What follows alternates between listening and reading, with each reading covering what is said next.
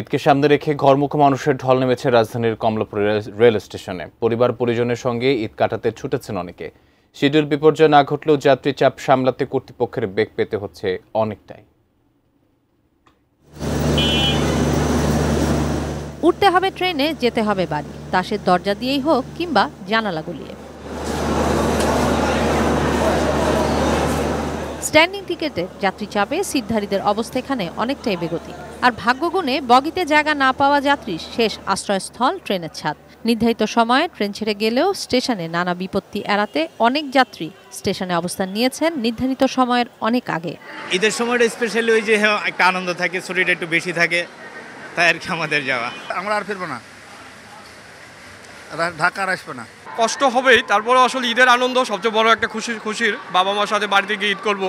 তো কিছু কিছু জায়গায় আসলে সিস্টেমেটিক রং আছে, বাট তারপরেও আমরা চাই আসলে ঠিকভাবে চলুক। অ্যান্টিব্যাকটেরিয়াল অ্যাডিটিভ যুক্ত সেরা ওয়াটার ট্যাঙ্ক বিশুদ্ধ পানিতে ব্যাকটেরিয়া জন্মাতে দেয় না। প্রতিদিন গড়ে প্রায় 65,000 যাত্রী স্টেশন ব্যবহার করছেন। শেষ বেলায় এসে চাপ বাড়ায় কিছুটা ভোগান্তি হচ্ছে স্বীকার করলেন স্টেশন ম্যানেজারও। ঈদ যাত্রার একদম নিকটতম সময়ে যাত্রীর চাপটা অত্যাধিক হারে বেড়ে যায়।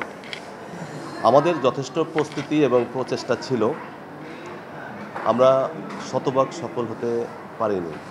যাত্রী সাধারণকে ট্রেনের ছাদে ভ্রমণ জীবনের জন্য ঝুঁকিপূর্ণ এ বিষয়ে ব্যাপক প্রচার করা হয়েছিল এবং হচ্ছে। যাত্রীদেরকেও যার যার অবস্থান থেকে দায়িত্বশীল এবং আইনের প্রতি শ্রদ্ধাশীল হওয়া উচিত। ঈদের দিন শোলাকিয়ায় যাবে বিশেষ ট্রেন। শতভাগ না হলেও ঈদ যাত্রায় স্বস্তি এখন পর্যন্ত জানালেন সড়ক পরিবহন ও রেলওয়ে উপদেষ্টা মোহাম্মদ ফাউজুল করিম খান। স্টেশন পরিদর্শন শেষে সাংবাদিকদের তিনি জানান, ট্রেনের ছাদে যাত্রী পরিবহনের বিষয়টি কেন ছাড় পাচ্ছে। নির্দেশ দেওয়া আছে যে ছাদে কোনো উঠবে না, কিন্তু এখন এখানে আবার একটা মানবিক দিকও আছে। আপনি যদি এখন নির্যাতন করেন, যদি তাকে জোর করে নামান এবং সে যদি নামতে না চায়, তাহলে আপনারাই আবার সাংবাদিকরা বলবেন যে করা হচ্ছে। আমরা আবার নির্দেশ দিয়ে যাচ্ছি যে ছাদের উপরে যাত্রী উঠবে না।